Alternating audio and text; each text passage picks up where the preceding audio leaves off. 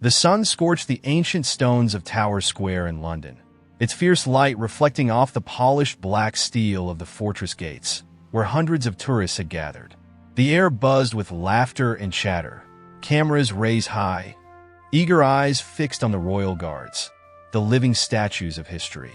Amidst the crowd, a man stood motionless, as silent and steadfast as the fortress walls themselves. Ethan Marshall, 31, with eyes as quiet as they were sharp, stood like a pillar of the past. The deep red uniform clinging to his frame wasn't just carefully stitched fabric. It was armor forged from memory and unwavering loyalty. As Ethan stood there, chin lifted, posture rigid, no one knew that beside him, in his mind, stood another, Oliver Marshall, his only brother, who had fallen on a distant battlefield where the sun wasn't gentle, but a ruthless adversary, scorching the bodies of the fallen. It had been nearly 4 years since that day, but Oliver's final words still haunted Ethan each night. "You have to carry on, Ethan. Carry on, for those who can't." Now, standing before the gates of history, Ethan held his stance not because of orders, but because of the promise he made to his fallen brother. Each morning, when the dew still clung to the grass, Ethan would rise before dawn. He'd spend hours inspecting every button, every crease in his uniform, each movement precise, as if even the slightest imperfection would betray everything he'd fought to protect. No one truly understood why he maintained such exacting discipline. But to Ethan, every second standing here was a tribute to the comrades who could no longer stand beside him. Some said guards like him were mere symbols, silent figures for the amusement of tourists. But Ethan knew better than anyone. They weren't just guarding the monarchy. They were safeguarding memories, pain, and the honor of those who had laid down their lives for something far greater than themselves. The midday sun bore down relentlessly, casting sharp shadows across Tower Square. The fortress walls, time-worn and unyielding, stood as silent witnesses to history. Yet, amidst the hum of tourist chatter and the flickering of camera shutters, another kind of tension was brewing. One that had nothing to do with the past, but everything to do with the present. Somewhere in the crowd, Liam Prescott stood, his designer sunglasses shielding his eyes, though not from the sunlight. He had chosen them for their polished, effortless arrogance, the kind of accessory that signaled power without needing to say a word. A crisp white polo, tailored to perfection, clung to his frame, and on his wrist gleamed a Rolex that had likely cost more than the average Londoner's yearly salary. Yet, beneath the carefully curated exterior, something restless coiled within him. Liam had never liked silence. It unsettled him. It made him feel small, like an afterthought in a world that should revolve around him. Growing up, his name had carried weight. Prescott, a dynasty built on steel and real estate, a legacy of power that turned locked doors into open invitations. In New York, his word was law in the circles he moved in. Here in London, he was just another tourist. And he hated that. His father's voice echoed in his mind, a memory so sharp it felt like a fresh wound. Ryan was the better son, Liam. At least he believed in something. Ryan, the golden child, the war hero, the fool who had traded a life of privilege for a uniform and a flag that did nothing but get him killed. Liam had spent years resenting the shadow of his older brother, resenting the grief in his mother's eyes that had never quite faded. Every family dinner, every public event, Ryan's ghost sat at the table with them, uninvited but omnipresent. And yet, for all his bitterness, Liam had never been able to say what he truly felt. Not to his family, not even to himself. But here, standing in the sweltering heat, watching the silent, unmoving soldier before him, a different kind of anger flared in his chest. It was the look in the guard's eyes. Ethan Marshall stood motionless, yet his presence was suffocating. There was something about him, something in the way he held himself. Not just stillness, but defiance. He was unshakable, untouchable, as if nothing in the world could break him. And that infuriated Liam in a way he couldn't quite explain. Because that was Ryan too. Always disciplined, always principled, always willing to sacrifice himself for something bigger. Liam clenched his jaw, his fingers tightening around the expensive drink he had forgotten he was holding. "Hey, he called out, his voice lazy but edged with something sharper. His friends, already tipsy from the morning's indulgences, turned toward him expectantly. Liam grinned, but there was no humor in it. "Bet you $50 I can make this guy move." The words were careless, thrown into the air like a challenge. But the moment they left his mouth, something inside him stirred, a reckless hunger. His friends laughed, egging him on. One of them, a tall, blond man with an American flag patch on his sleeve, pulled out his phone. "This is going to be good," he muttered, already recording. Liam turned back to the guard, stepping forward with the easy arrogance of a man who had never been told no. Ethan saw him coming. He had seen men like Liam before, many times in many places. Soldiers who thought war was a game. Politicians who sent boys to die while they remained safe in their ivory towers. Drunken tourists who mistook silence for submission. Liam Prescott was no different. And yet, there was something about him that struck a different chord in Ethan's mind. Perhaps it was the barely concealed contempt in his eyes, or the way his hands clenched unconsciously, like a man fighting ghosts he refused to acknowledge. Perhaps it was the subtle hesitation in his stride, a flicker of uncertainty that most wouldn't have noticed. Or perhaps it was the simple fact that Ethan had seen that same look before, in the mirror, in the weeks after his brother's funeral. Still, Ethan did not move, did not blink, did not acknowledge. Liam's jaw tightened. He wasn't used to being ignored. "You deaf, mate?" he said, louder this time, tilting his head mockingly. "Or are you just trained to be a statue?" The silence stretched between them, thick as the summer heat. A middle-aged British woman nearby gave Liam a disapproving glance. "Leave him be," she murmured under her breath, clutching her handbag tighter. Liam barely registered her. His focus was solely on Ethan now, because despite the stillness, despite the lack of reaction, Liam felt something from him. An invisible wall, a quiet challenge. And Liam Prescott had spent his whole life smashing through walls. He took another step closer, a smirk curling at his lips. "Come on, soldier boy," he taunted, voice dripping with derision. "What's the point of you standing here, if you're just going to pretend you're not even human?" Still, Ethan did not move. But his silence was no longer just silence. It was judgment. It was a reminder of everything Liam despised. And that was when Liam knew. He wasn't just playing a game anymore. He needed to win. The sun burned high above Tower Square, casting long shadows across the stone pavement. The air was thick with the chatter of tourists, the occasional laughter of children, and the hum of distant traffic. But in the center of it all, there was a silence, a heavy, suffocating silence that clung to the space between Liam Prescott and Ethan Marshall like a noose waiting to tighten. Liam took another step forward, his polished loafers scuffing against the ground. He could feel the warmth of the whiskey still burning in his veins, the alcohol-fueled arrogance pushing him forward, feeding his need for dominance. He had seen videos of this before, tourists taunting the royal guards, trying to make them break their rigid composure. Most of the time, they failed. But Liam was different. He had to be different, because this wasn't just about a stupid bet anymore. This was about control. This was about proving to himself, to his friends, to the world that he mattered. And yet, as he stood face to face with Ethan, staring into those unwavering eyes, something inside him twisted in a way he hadn't expected. Because Ethan wasn't just standing still. He was standing against him. Not with words, not with violence, but with something much worse. Disdain. Liam could see it in the sharp set of the guard's jaw. The way his gaze didn't waver, didn't flicker, didn't see him as a threat. Only as a momentary inconvenience. A speck of dust on a uniform that had seen far greater storms. And that was unbearable. His fingers twitched at his sides. He needed more. His friends were still watching, still filming, their expressions a mix of amusement and expectation. The tourists around them had begun to shift, some uncomfortable, some intrigued. A little girl clung to her mother's skirt, ice cream dripping onto the pavement as she watched the unfolding scene with wide, worried eyes. But no one stopped him. No one ever stopped him. He stepped in closer, close enough that he could smell the faint trace of sweat and leather from Ethan's uniform.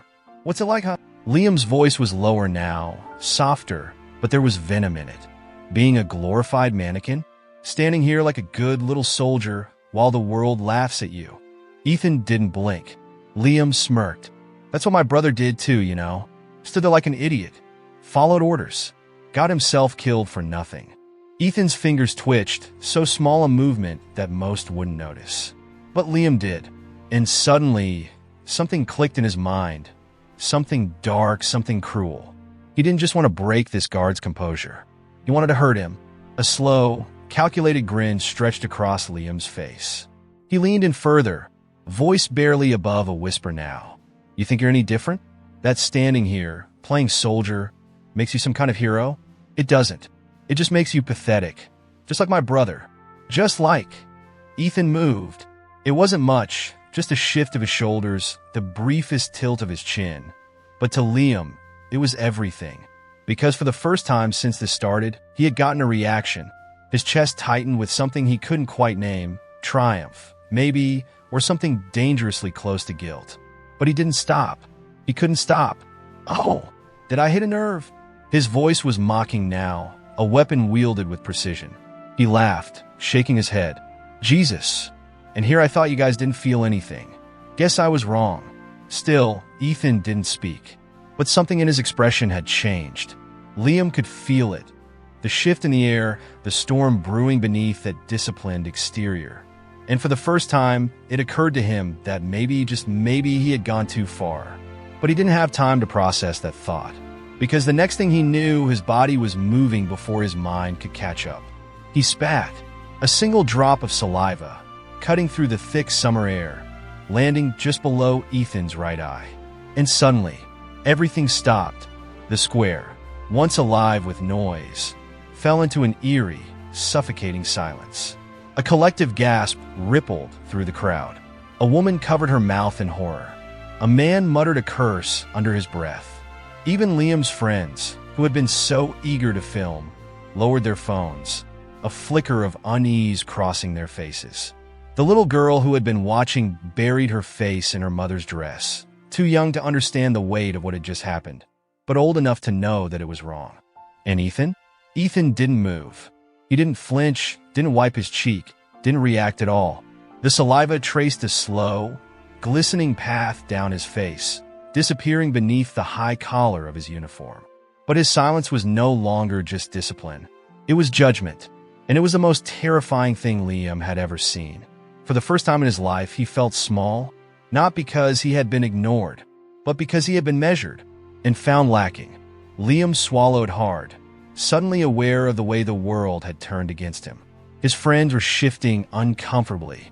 The tourists who had once been amused were now staring at him, like he was something disgusting, something less than human. His own arrogance had built this moment brick by brick, but now, standing in the ruins of it, he realized too late. This wasn't his victory.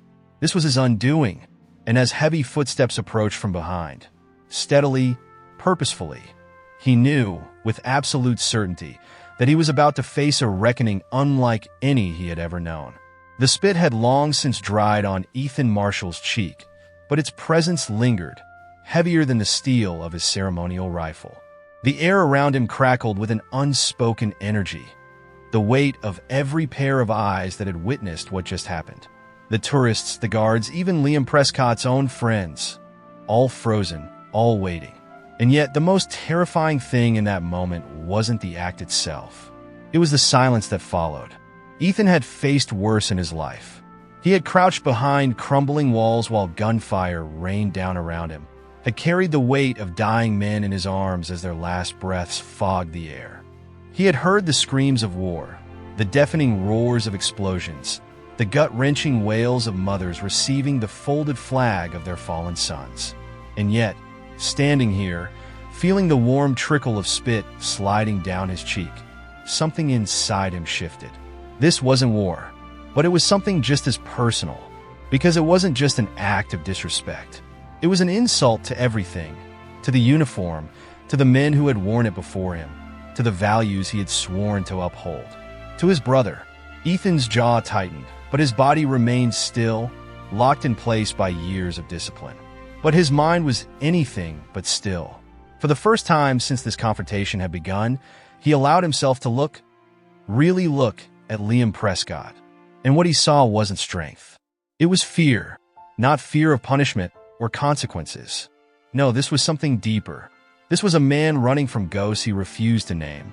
Ethan knew that kind of fear. He had lived with it every day since Oliver's death. He had seen it in the mirror, in the hollow stare of a soldier who had survived when others hadn't. And now he saw it in Liam, not in the way he smirked or the way he had spat, or even in the way his hands clenched into fists, but in his eyes. They were the eyes of a man who had been trying his whole life to prove something, and failing. Ethan exhaled slowly, controlled, measured. And then, he moved. The shift was almost imperceptible at first, just a minute adjustment of his shoulders. But to those watching, it felt as though the earth itself had shifted beneath their feet. Then, with a precision honed by years of training, Ethan reached up, white-gloved fingers brushing against his cheek. And he wiped it away, deliberate, unhurried, almost ceremonial. And as he lowered his hand, he finally spoke. 8 years ago, I took an oath. His voice was quiet, yet it carried, cutting through the silence like a blade. Not just to stand here, not just to wear this uniform, but to protect something greater than myself. The crowd, which had been holding its breath, seemed to inhale all at once. Even Liam's friends had stopped recording. Liam, however, had gone rigid. His pulse pounded against his skull, an erratic drumbeat of something dangerously close to panic. Because suddenly he wasn't in control anymore. Suddenly, this wasn't his stage. Ethan took a single step forward. Not aggressive, not threatening, but with the quiet authority of a man who had nothing to prove. You think this uniform makes me weak? His gaze locked onto Liam's, unwavering. That standing here, silent, means we are less than you. Ethan tilted his head slightly, studying him.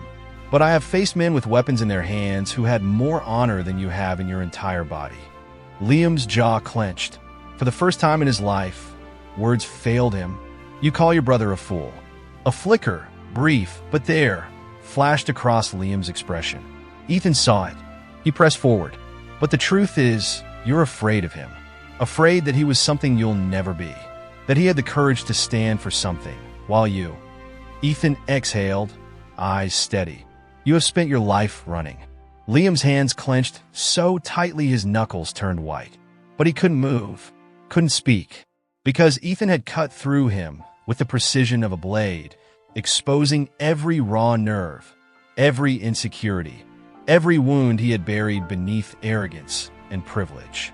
You wanted to make me break. Ethan took another step forward. Congratulations. You've done something far worse. His voice was quieter now, lower, but it struck harder than any blow. You've made yourself small. Liam's breath stuttered.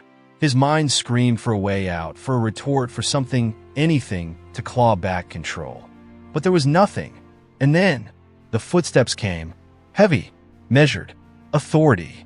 From the far end of the square, marching in perfect synchronization, a small unit of Royal Guards approached, their captain at the front, James Whitaker.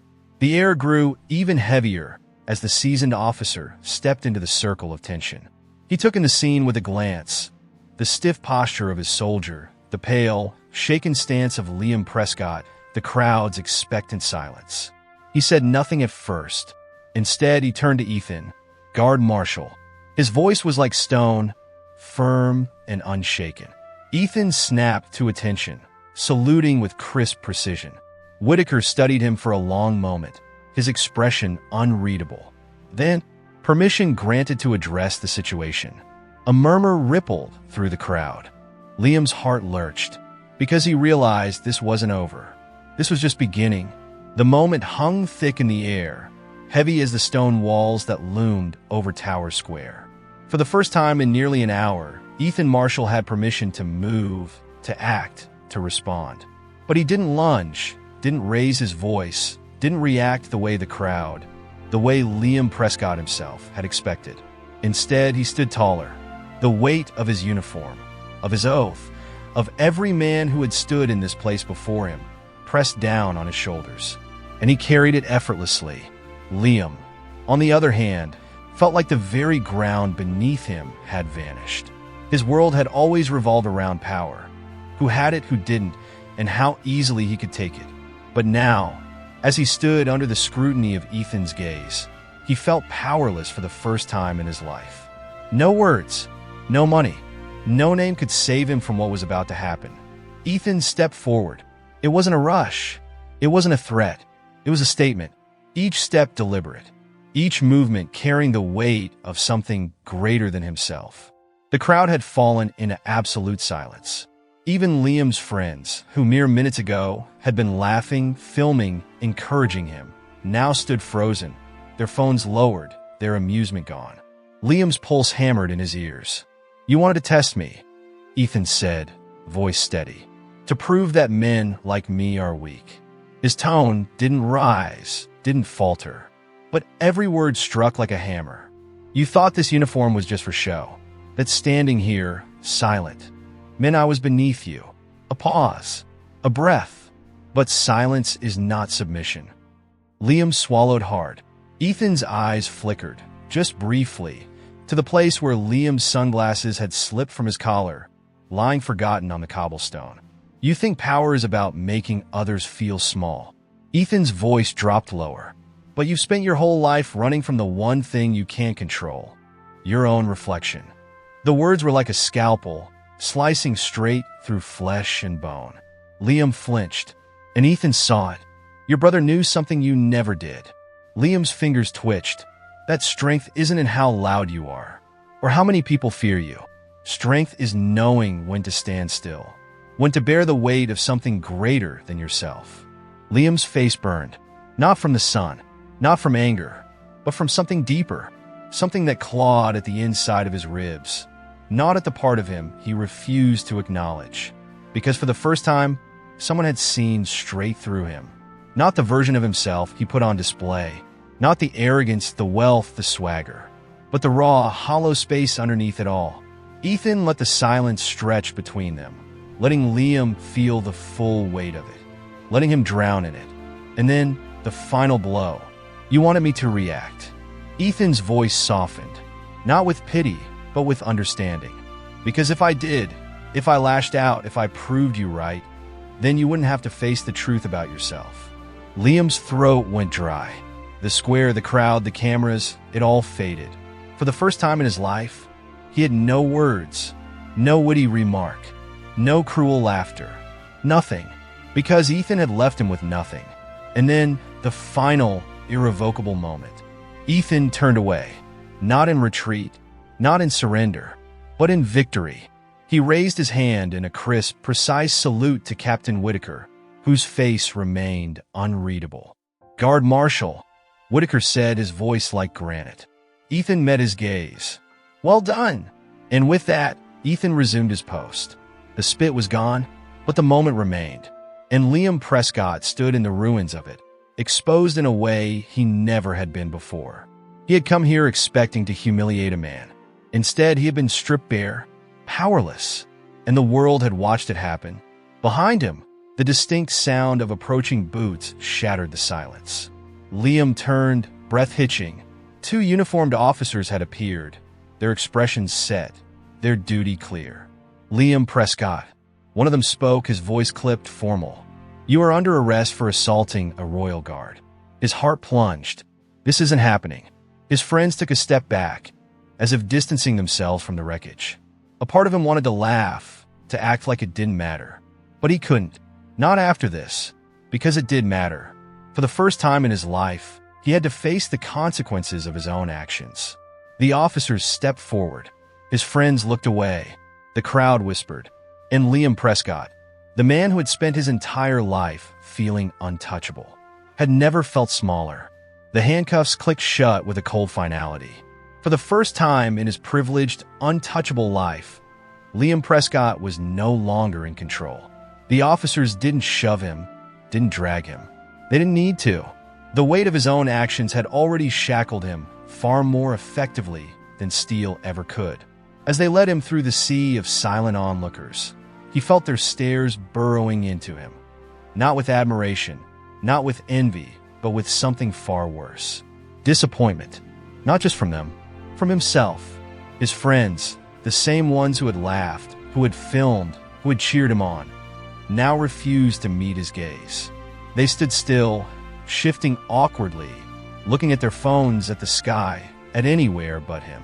Because they knew this wasn't funny anymore. The cameras were still rolling, but the angle had changed. No longer was Liam the one in control of the narrative. Now, he was the cautionary tale. And at the center of it all, unmoving as ever, Ethan Marshall stood in absolute silence. Not out of victory, not out of satisfaction, but out of something deeper, understanding. Because he had seen men like Liam before. Not just in war zones, not just in enemy ranks, but in his own reflection, on the nights when the silence was too loud and the weight of grief too crushing to bear. The ones who masked pain with arrogance, who lashed out, not because they were strong, but because they were afraid of what would happen if they stopped fighting shadows long enough to face themselves. Ethan had stood at that crossroads once, and he had made his choice. Now Liam would have to make his own. The crowd began to disperse, the whispers fading into the background. Parents led their children away, using this moment as a lesson about respect, about humility, about the weight of actions and the cost of unchecked arrogance. A man in a wheelchair, his jacket adorned with the medals of a life spent in service, watched Liam go. His weathered face was unreadable, but as Liam passed, the man spoke, his voice low but steady. "Your brother would have been ashamed." The words hit harder than the arrest ever could. Liam flinched. For the first time in years, he felt the weight of Ryan's absence. Not as an annoyance, not as an expectation, but as a loss. One that he had never truly allowed himself to grieve. The officers guided him toward a waiting car, the once confident swagger in his step replaced with something heavier. The consequences of his actions were no longer theoretical. They were real. And as he sat in the back seat of the police vehicle, staring at his own reflection in the tinted glass, a question pressed down on him like a weight he could no longer ignore.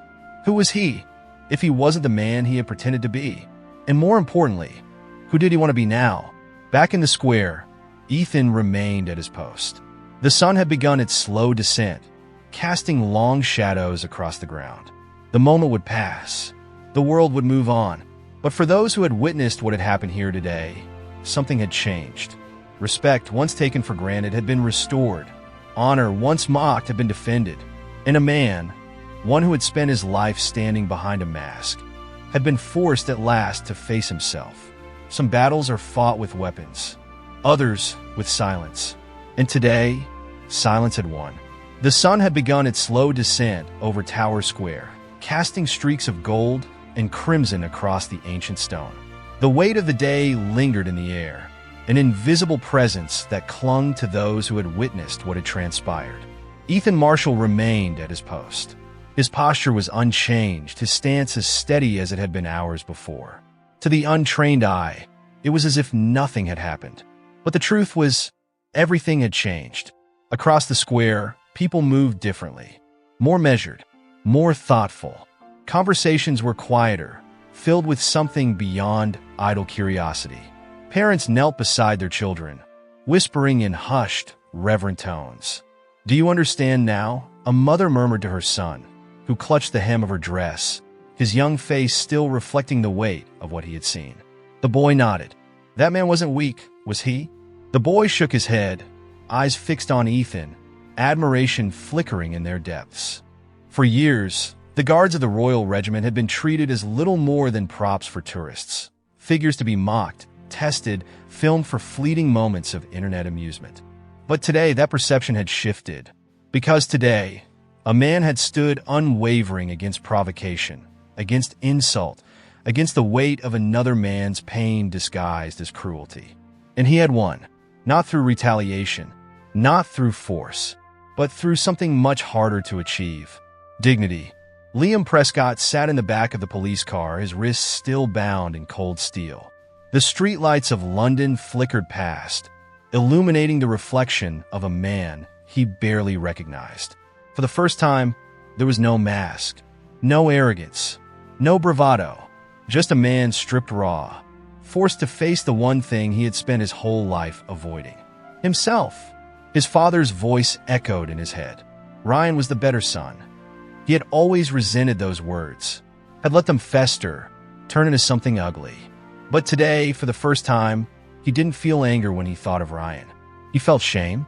Ryan had died believing in something. Liam had spent his whole life tearing things down, mocking the very values his brother had given his life for. And now the world had seen him for what he truly was. Not powerful, not untouchable, just small. He exhaled shakily, pressing his forehead against the cool glass. He didn't know what came next, but he knew one thing with absolute certainty. He never wanted to feel like this again. And maybe, just maybe, that was the first step towards something real.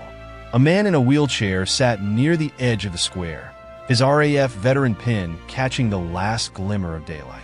He hadn't spoken a word since the moment Ethan had turned away from Liam.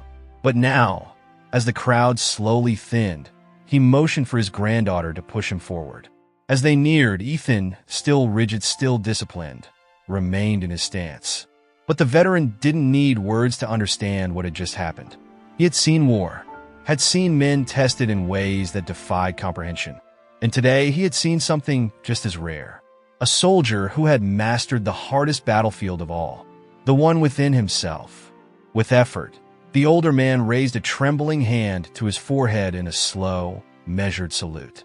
For the briefest second, so quick that most would have missed it, Ethan blinked. Not in shock, not in hesitation, but in understanding. And in that silent exchange between two men who had walked paths the world would never fully understand, there was respect. Deep, unspoken, timeless. The veteran lowered his hand, nodded once, and allowed his granddaughter to push him away. Ethan did not turn to watch him go. He simply stood, still, unshaken, as he always had, and always would. As the last of the daylight faded behind the towering spires of London, the echoes of the day lingered, not in noise, not in spectacle, but in the quiet shift of understanding that had settled over Tower Square. Ethan Marshall remained at his post. Tomorrow, another crowd would gather. Another wave of tourists would come and go. Some would watch with respect, others with curiosity, and perhaps a few, like Liam Prescott, would come seeking a reaction. But Ethan would not waver, because standing here was not about pride. It was about something far greater. Discipline, honor, duty. He had learned long ago that true strength wasn't in retaliation. It wasn't in proving others wrong. It was in standing firm in the face of ignorance, in carrying the weight of history on shoulders that refused to bow. It was in knowing that sometimes silence was the loudest answer of all. Somewhere across the city, Liam Prescott sat alone, the weight of the day pressing into his chest like an iron brand. For the first time in his life, he had been forced to look inward, and he hadn't liked what he saw. But maybe, just maybe, that was the beginning of something real. Some battles are fought with weapons, others with words, but the greatest battles of all are fought within ourselves. And today, in the heart of London, one man had stood firm, not just for himself, but for everything worth defending.